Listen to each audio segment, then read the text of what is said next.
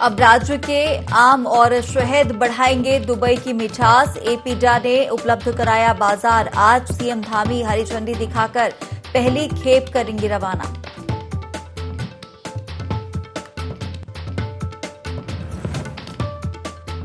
कालसी थाने में धरने पर बैठे विधायक प्रीतम सिंह सहिया में हुई हत्या मामले में पहुंचे थाने। पुलिस पर लगाया लापरवाही का आरोप।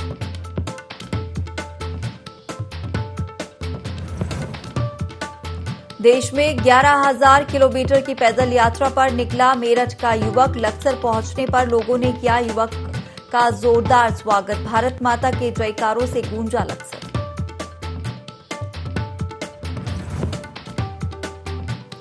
उधम सिंह नगर में नाबालिगों के वाहन चलाने पर सख्त हुआ परिवहन विभाग। मां बाप पर कार्रवाई करने की बनाई योजना।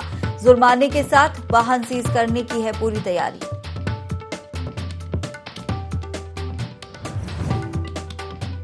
और लोहाघाट में आशा कार्यकर्ताओं ने समस्याओं को लेकर बुलाई बैठक। मानदेय न मिलने पर कोविड ड्यूटी करने से किया इनकार।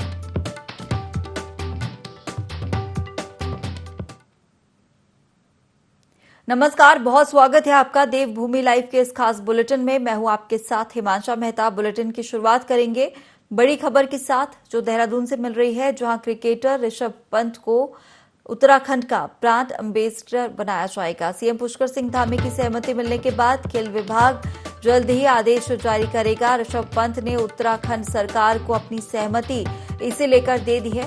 साथ ही जल्द ही सरकार उनके सम्मान में कार्यक्रम आयोजित भी करेगी। उत्तराखंड के मूल निवासी हैं क्रिकेटर ऋषभ पंत।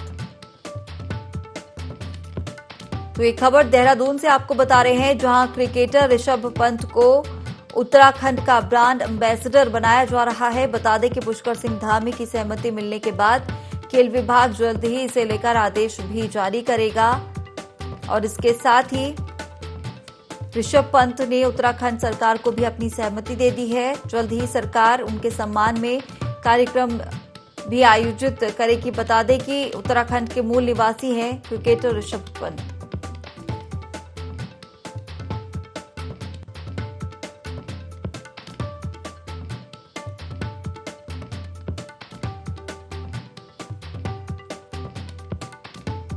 तो क्रिकेटर ऋषभ पंत को उत्तराखंड का ब्रांड एम्बेसडर बनाया जाएगा। बता दें कि इसे लेकर मुख्यमंत्री पुष्कर सिंह धामी ने भी अपनी सहमति जता दी है। और साथ ही सहमति मिलने के बाद अब खेल विभाग जल्द ही आदेश जारी करेगा। और वहीं ऋषभ पंत ने भी उत्तराखंड सरकार को अपनी सहमति दे दी है। और जल्द ही सरकार उनके सम्मान में कार्यक्रम आयोजित करेगी। उत्तराखंड के मूल निवासी हैं ऋषभ पंत।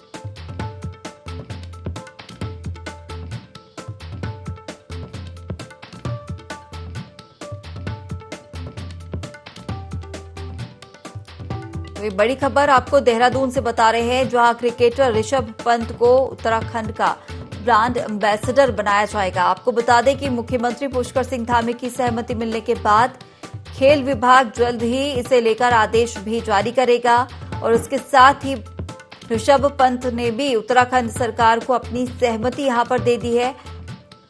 और इसके बाद जल्द ही उनके सम्मान में कार्यक्रम का आयोजन भी किया जाएगा। तो ये बड़ी खबर है। तो देहरादून से आपको बड़ी खबर यहां पर यह बता रहे हैं कि क्रिकेटर ऋषभ पंत को उत्तराखंड का ब्रांड एम्बेसडर बनाया जा रहा है, जिसे लेकर मुख्यमंत्री पुष्कर सिंह धामी ने भी अपनी सहमति दे दी है। और साथ ही ऋषभ पंत ने भी उत्तराखंड सरकार को अपनी सहमति दे दी है। और क्या कुछ होगा इस दौरान, इसे लेकर तमाम जानकारी के साथ हमारे प्रिंसिपल करस्पॉन्डेंट कैलाश बिष्ट हमारे साथ जुड़ गए हैं। कैलाश, अब क्रिकेटर ऋषभ पंत को उत्तराखंड का ब्रांड एम्बेसडर बनाया जा रहा है, जिसे लेकर दोनों ही तरफ से सहमति बन गई है। तैयारियां क्या कुछ फिलहाल की जा रही हैं? देखिए, जो सूत्रों के हवाले से खबर है वो यही है कि जो ऋषभ पंत है, उन क्रिकेटर हैं, इंडिया टीम में खेलते हैं, विकेट कीपर हैं, और उनको अब उत्तराखंड सरकार का ब्रांड एम्बेसडर बनाया जा रहा है, जिसकी पुष्टि सूत्रों ने की है। और सूत्रों ने यह भी हमको जानकारी दी है कि ऋषभ पंत द्वारा भी हामी भर दी गई है उत्तराखंड सरकार के इस फैसले के लिए। मुख्यमंत्री धामी अपनी पहले ही यहाँ पर हामी भर चुके थे, वो साफ तौर पर उन्होंने बता दिया था। और जिस तरीके से अब जो प्रशासन है, प्रशासन को ये इतला कर दी गई है कि उनके स्वागत की तैयारी के लिए उनके सम्मान के लिए कार्यक्रम का आयोजन होगा। हालांकि ये आयोजन कब होगा, कहां होगा, इस बारे में अभी किसी तरह की कोई भी जानकारी नहीं है। लेकिन बड़ी खबर यही है कि उत्तराखंड के ब्रांड एम्बेसडर अब ऋषभ पंत होंगे। इससे पहले महेंद्र सिंह धोनी थे, उनको उत्तराखंड का ब्रांड एम्बेसडर बनाया गया था। साथ ही सेव टाइगर्स करके एक बहुत बड़ा अभियान चल रहा था उत्तराखंड से, उसका भी ब्रांड एम्बेसडर उनको बनाया गया था। और चूंकि महेंद्र सिंह धोनी खुद उत्तराखंड के मूल निवासी, हालांकि झारखंड वो रहते हैं, तो पहले उनको ब्रांड एम्बेसडर बनाया गया था। और अब जो ऋषभ पंत है, ऋषभ पंत क्योंकि उत्तराखंड के रुड़की हरिद्वार जिले के रहने वाले हैं, तो अब ये सम्मान उनको दिया जा रहा है, जिसे सशर्त उन्होंने स्वीकार कर लिया। बिल्कुल, तो दोनों ही तरफ से सहमति बन गई है, सरकार के द्वारा भी सहमति यहां पर हो गई है। लेकिन इसके बाद खेल विभाग अभी फिलहाल क्या आदेश जारी कर दिए खेल विभाग ने? देखिए, खेल विभाग को आदेश जारी हो चुके हैं, खेल विभाग द्वारा भी आदेश आगे जारी कर दिए गए हैं। अब बस इंतजार है कि कौन सा समय मुकर्रर होगा, क्योंकि इन दिनों जिस तरीके से अलग अलग सीरीज चल रही हैं क्रिकेट की, तो जाहिर तौर पर ऋषभ पंत वहां अभी बिजी हैं। और जैसे ही उनका शेड्यूल मिलता है खेल विभाग को, तो ऋषभ पंत के शेड्यूल के हिसाब से ही कार्यक्रम को तय किया जाएगा। और खेल विभाग द्वारा निर्देश जारी हो चुके हैं और अब इंतजार है कि कब समय यहाँ पर मुकर्रर होता है। तो मुकर्रर जब समय होगा, उसी के तहत दिन भी यहाँ पर मुकर्रर होगा, जगह भी यहाँ पर मुकर्रर होगी, और उसके बाद ये सम्मान समारोह किया जाएगा। बिल्कुल, तो कहीं ना कहीं अब क्रिकेटर ऋषभ पंत को उत्तराखंड का ब्रांड एम्बेसडर बनाया जाएगा। फिलहाल कैलाश, आप हमारे साथ बने रहिए, आगे और भी जानकारी आपसे लेंगे और रुख करेंगे अगली बड़ी खबर की ओर, जो देहरादून से मिल रही है, जहां उत्तराखंड का आम, दुबई, राजमा और शहद अमेरिका में निर्यात किया जाएगा। सीएम पुष्कर सिंह धामी आज कंटेनर को हरी झंडी दिखाकर रवाना करेंगे। वर्ष 2021 की बारिश में उत्तराखंड से 15,673 मीट्रिक टन कृषि और बागवानी उत्पादों का निर्यात हुआ है।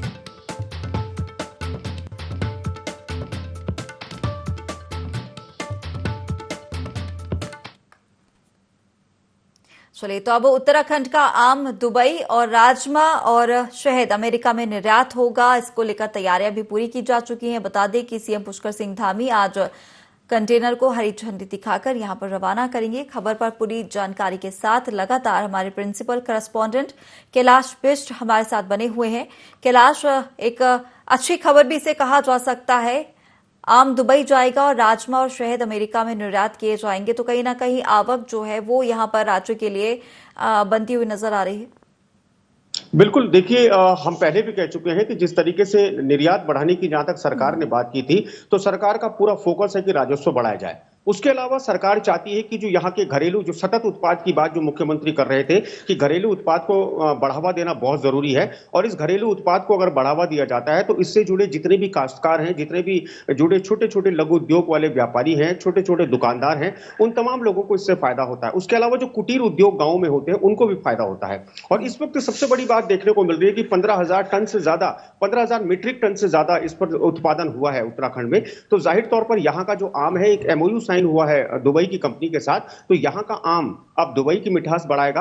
और वहीं अगर राजमा की बात करें, तो राजमा भले ही भारत के हर घर में खाई जाती है, लेकिन उत्तराखंड की जो राजमा है, खासतौर पर हरसिल जो क्षेत्र है, हरसिल पहाड़ी क्षेत्र है जो गंगोत्री मार्ग पर पड़ता है, और वहां की और चक्राता की जो राजमा है बहुत ज्यादा फेमस है, बहुत ज्यादा स्वादिष्ट वो राजमा होती है। उसकी अलग पहचान है, महंगी भी है, क्वालिटी भी है। और अब उस राजमा या फिर अन्य जो राजमा की जो दाल है, उन दालों को अब अमेरिका भेजा जाएगा। उसके अलावा जो शहद यहाँ पर होता है, उस शहद की गुणवत्ता भी यहाँ पर काफी अच्छी है, क्योंकि पहाड़ी इलाका है, यहाँ पर जंगलों की तादाद 60% से ज्यादा है। तो जाहिर तौर पर जो यहाँ का जो शहद होता है, उस शहद में जो गुणवत्ता है, गुणवत्ता ज्यादा पाई जाती है। मेडिसिनल यूज इस शहद का ज्यादा होता है। इसी लिहाज से इस शहद को अब अमेरिका निर्यात करने पर विचार किया है सरकार ने। और आज मुख्यमंत्री पुष्कर सिंह धामी द्वारा हरी झंडी यहां पर दिखाई जा रही है कंटेनर को, जो कंटेनर ये सामान लेकर जाएगा। तो ये शुरुआत कर चुकी है सरकार, और निसंदेह इसमें कोई दो राय नहीं कि अगर निर्यात होता है तो निर्यात के एवज में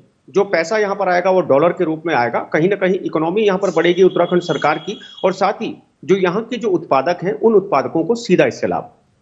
बिल्कुल कैलाश, लेकिन ये भी जानना चाहेंगे जिस तरीके से जो एमओयू साइन हुआ है, समय अवधि इसकी कितने समय के लिए एमओयू साइन किया गया है? क्या ये निर्यात कब तक जो है वो उत्तराखंड से बाहर किया जाएगा? देखिए, सरकार द्वारा इस एमओयू की पुष्टि नहीं की गई है कि कितने समय के लिए है, लेकिन हाँ, ये शुरुआत है और शुरुआत में अगर जिस तरीके से निर्यात की अगर जो सिस्टम होता है, सिस्टम अगर बरकरार रहता है तो जाहिर तौर पर एमओयू हो सकता है कि एमओयू आगे भी हो, बशर्ते जो क्वालिटी है, क्वालिटी का एक मापदंड यहां पर होता है, जिस क्वालिटी के मापदंड को कहीं ना कहीं फॉलो करना होगा। और जो क्वालिटी कंट्रोल है अन्य देशों का, क्योंकि भारत की अगर हम बात करें तो भारत में क्वालिटी पर उतना ज्यादा फोकस नहीं किया जाता, लेकिन जब बात दुबई या फिर अमेरिका जैसे देशों की आती है तो वहां पर क्वालिटी कंट्रोल वहां पर किया जाता है। एक अलग विभाग वहां पर होता है, वो विभाग देखता है कि कितनी गुणवत्ता है, कितनी क्वालिटी है, और क्वालिटी के अनुरूप अगर वो प्रोडक्ट्स खरे उतरेंगे तो जाहिर तौर पर हो भी सकता है कि ये जो एमओयू साइन किया गया है इसकी जो समय सीमा है इसको बढ़ाया जाए। बिल्कुल कैलाश, और जब किसी उत्पाद का निर्यात यहाँ पर किया जाता है तो ये लाजमी है कि राज्य को भी जो फायदा है वो बड़े स्तर पर होता है। और जिस तरीके से यहाँ पर उत्पादों का जो निर्यात किया जा रहा है, कृषि और बागवानी उत्पादों का निर्यात किया जा रहा है, क्या आगे भी कुछ ऐसे आसार बन सकते हैं कि जो आम है, राजमा और शहद, इसके अलावा भी कुछ और जो उत्पाद है उनका भी निर्यात यहाँ से किया जा सके? बिल्कुल बिल्कुल, देखिए मैं आपको बता दूं कि जो उद्यान मंत्री हैं गणेश जोशी, अभी 2 हफ्तों के लिए वो यूरोप दौरे पर थे। उनके साथ कुछ विधायक भी यहां पर गए थे, पक्ष और विपक्ष दोनों के। और एक पूरा प्रतिनिधि मंडल जब यूरोप गया तो उस दौरान उन्होंने स्विट्जरलैंड से लेकर फ्रांस तक दौरा किया, जर्मनी का उन्होंने दौरा किया, और वहां पर उन्होंने उद्यान से जुड़ी कुछ एमओयू साइन किए हैं। तो जाहिर तौर पर न सिर्फ फलों और दालों को लेकर, शहद को लेकर, बल्कि अब उद्यान से जुड़े जो काश्तकार हैं उनको भी बहुत ज्यादा लाभ होने जा रहा है, क्योंकि एमओयू साइन हो चुके हैं 2-3 अलग अलग देशों में, चाहे वो आलू के क्षेत्र में हो या फिर फूलों के क्षेत्र में हो, बागवानी के क्षेत्र में हो या फिर अन्य चीजों के क्षेत्र में हो। तो ये सीधा सीधा एक कोशिश है सरकार की कि हर प्रकार से यहाँ पर जो उद्यान से जुड़े जो काश्तकार हैं उनको सीधे इंटरनेशनल मार्केट प्रोवाइड करवाया जाए। और इंटरनेशनल मार्केट अगर हिमांशा प्रोवाइड होता है काश्तकारों को, तो इसमें कोई दो राय नहीं कि जो बिचौलियों को अलग करने की बात सरकार करती है, बिचौलियों तो अलग होंगे ही, कमीशन खोरी भी बंद होगी। और जो मुनाफा है, एक तो सरकार को मुनाफा यहाँ पर सीधा मिलता है टैक्स के रूप में, और दूसरा जो काश्तकार है, काश्तकारों को भी अपनी फसल का अच्छा लाभ मिलेगा। बिल्कुल कैलाश, कहीं ना कहीं एक बड़ा फायदा राज्य को भी होगा। और बात की जाए जो काश्तकार है उनको भी यहाँ कहीं ना कहीं फायदा मिलेगा। हमारे साथ जुड़ने के लिए आपका बहुत धन्यवाद। और खबरों में आगे बढ़ेंगे। पतंजलि योगपीठ के महामंत्री आचार्य बालकृष्ण ने अपना 51वां जन्मदिन जड़ी बूटी दिवस के रूप में मनाया। हरिद्वार के पतंजलि योगपीठ में खास कार्यक्रम आयोजित किया गया, जिसमें राज्यपाल गुरमीत सिंह, मुख्यमंत्री पुष्कर सिंह धामी समेत कई कैबिनेट मंत्री शामिल हुए। इस दौरान सीएम धामी ने उत्तराखंड में जल्द ही नेचुरोपैथी डॉक्टर्स के रजिस्ट्रेशन करने की घोषणा की। मुख्यमंत्री और राज्यपाल ने मिलकर योग और आयुर्वेद से जुड़ी 51 पुस्तकों का विमोचन किया। साथ ही पतंजलि की बनाई 51 नई औषधियों को लॉन्च किया। राज्यपाल गुरमीत सिंह ने योग और आयुर्वेद के क्षेत्र में पतंजलि के कामों की तारीफ की है।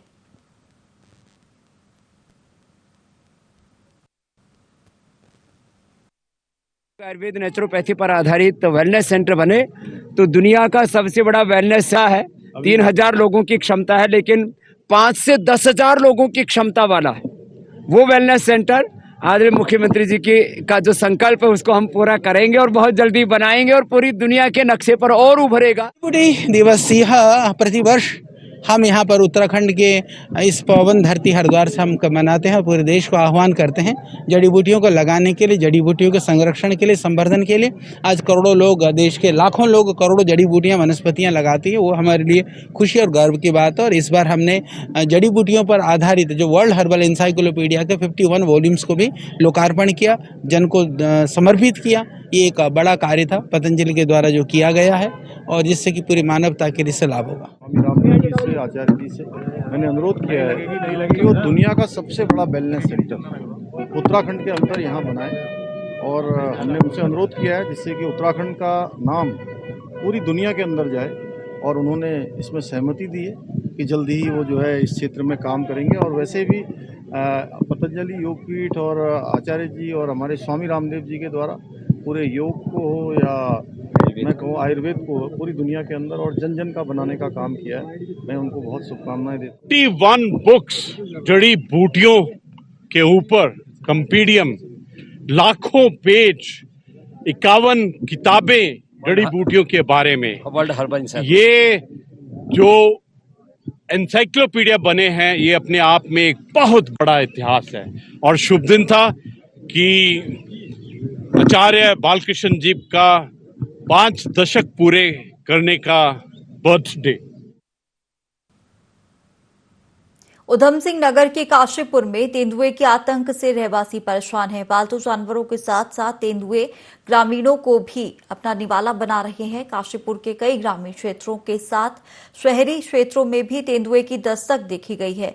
टीम द्वारा लगातार लाउड स्पीकर के माध्यम से जनता से अपील की जा रही है कि सतर्क रहें, अपने दरवाजों के आगे रोशनी का प्रबंध रखें, साथ ही अपना कोई भी पालतू जानवर बाहर न छोड़े। वन विभाग की टीम तेंदुए को पकड़ने के लिए रेस्क्यू ऑपरेशन भी चला रही है, लेकिन अब भी वन विभाग की टीमों के हाथ खाली हैं।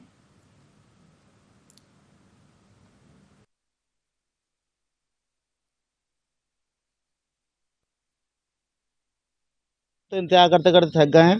काफ़ी बार कह चुके हैं, हमने मीडिया में भी कई बार कहा है, अभी तक तो किसी की सुनवाई हुई नहीं है। एक बार आए थे वहाँ पे, इधर की तरफ फोटो आए थे, फोटो खिंचा के चले गए, वो ऊपर दिखाने के लिए कि हम गए। ऐसा कुछ नहीं है। अगर आ रहे हैं तो वो कुछ कर नहीं रहे, खाली देख के जा रहे हैं, अपना वो ड्यूटी कर रहे हैं, ड्यूटी निभा रहे हैं।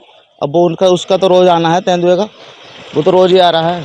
हम क्या करेंगे हम? किला कॉलोनी है, यहाँ पे कई बार टाइगर ने कुत्तों पे कई बार हमला कर चुका है, तो कई बार उठा के भी ले गए यहाँ से।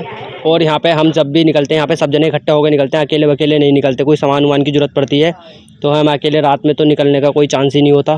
तो यहाँ पे वन विभाग वाले भी कई बार आए, उन्होंने भी कई बार कोई एक्शन कोई नहीं लिया यहाँ पे एक्शन। सब जब भी निकलते हैं सब इकट्ठे होकर निकलते हैं यहाँ से। दिन डर ही है, रात और दिन इसका। 5 कुत्ते खा लिए, एक बछड़े पे हमला करा है।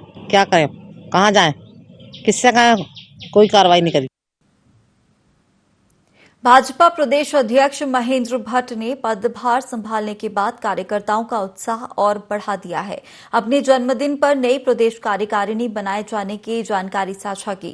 भाजपा प्रदेश अध्यक्ष महेंद्र भट्ट प्रदेश में नई टीम बनाने की तैयारी में है। इसे लेकर हर जिले में कार्यकर्ताओं से चर्चा कर जल्द ही भट्ट राष्ट्रीय अध्यक्ष जेपी नड्डा से मुलाकात करेंगे। इस बीच दिल्ली जाऊंगा, अपने राष्ट्रीय अध्यक्ष जी का मुझे साधुवाद करना है, धन्यवाद प्रस्तुत करना है, उनसे मार्गदर्शन लेना है। इसके बाद सभी जिलों का प्रवास रहेगा, कार्यकर्ताओं से वार्ता करके हमारे सांसद हैं, विधायक हैं, सबसे समन्वय बनाते हुए और जैसा निर्देश केंद्र से हमको प्राप्त हो उस हिसाब से हम अपने आगे की टीम के बारे में विचार करेंगे। देखिए, भारतीय जनता पार्टी चुनाव के लिए सदैव तैयार रहती है। हमारा बूथ स्तर तक का संगठन है, सभी कार्यकर्ता सक्रिय रहते हैं।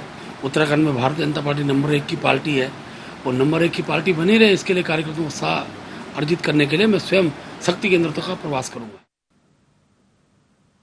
मानसून में संक्रामक बीमारियों का खतरा ज्यादा रहता है। कालाढूंगी के सामुदायिक स्वास्थ्य केंद्र में भी दिन प्रतिदिन मरीजों की संख्या बढ़ती जा रही है। चिकित्सा अधीक्षक डॉक्टर सुधीर कन्याल ने बताया कि इन दिनों ओपीडी में रोजाना 50 से 60 ऐसे मरीज आ रहे हैं जिन्हें बुखार, सिर दर्द और गले में दर्द की शिकायत है, जिनका कोरोना टेस्ट कराया जा रहा है। और इसके अलावा डायरिया के भी बहुत ही मरीज आ रहे हैं। सभी को कोरोना गाइडलाइन का पालन करने की सलाह दी जा रही है। वायरल फीवर का भी चल रहा है और हमारे यहाँ हॉस्पिटल में भी वो ओपीडी में काफ़ी लोग आ रहे हैं, बुखार, सर दर्द ये सब शिकायत लेके। और वायरल फीवर का यही है कि जैसे जो प्रिकॉशंस हमने कोविड में ली, मास्क पहनना है और सैनिटाइज करना है, हाथ धोना है, इस चीज़ का बहुत ज़्यादा ख्याल रखना है। और टाइफाइड के भी काफ़ी केसेस आ रहे हैं, इसलिए पानी वगैरह बिल्कुल साफ पिए, उबाल के पिए, और यही है प्रिकॉशंस के लिए। चंपावत एसएसबी ने कमांडेंट प्रमोद देवरानी के निर्देश पर सीमावर्ती क्षेत्रों में हर घर तिरंगा अभियान को तेज कर दिया है। एसएसबी ने ग्रामीणों व छात्र छात्राओं के साथ मिलकर जन जागरूकता रैली निकाली और ग्रामीणों को 13 से 15 अगस्त तक घर घर तिरंगा लगाने के लिए जागरूक किया। वहीं राजकीय प्राथमिक विद्यालय में चित्रकला प्रतियोगिता रखी गई।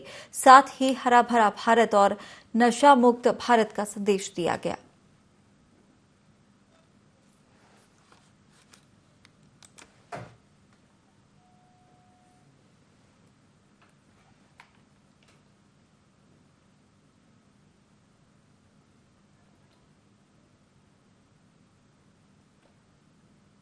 देहरादून में आम आदमी पार्टी के सभी कार्यकर्ता एकजुट होकर तिरंगा यात्रा की शुरुआत की।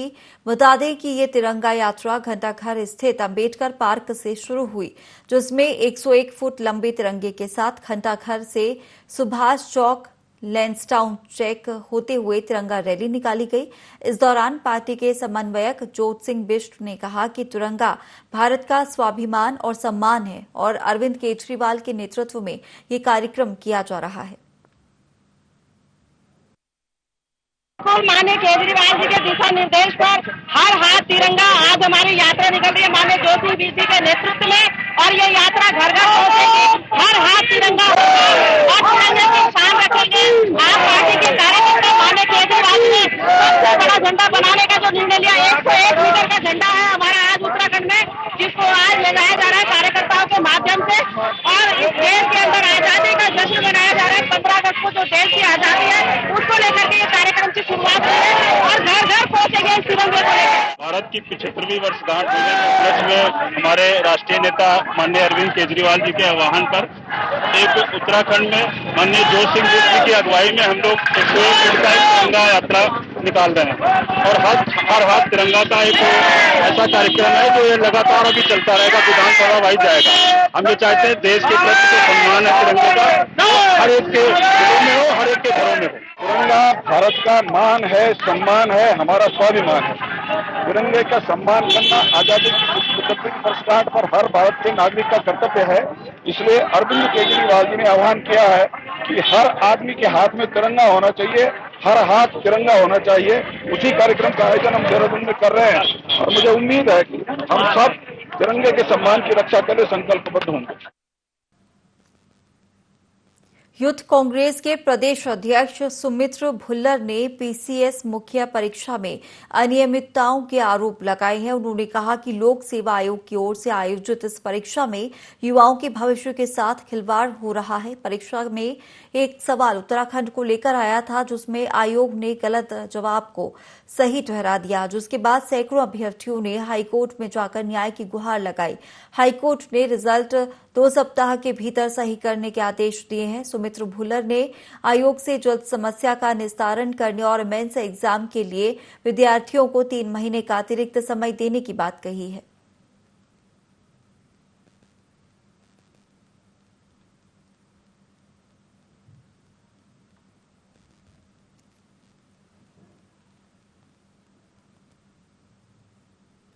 हल्द्वानी में नौनिहालों को दिमागी बुखार से सुरक्षित रखने के लिए टीका लगाया जा रहा है, जहां अभिभावक भी बच्चों को दिमागी बुखार का टीका लगवाने के लिए सजग दिखाई दिए।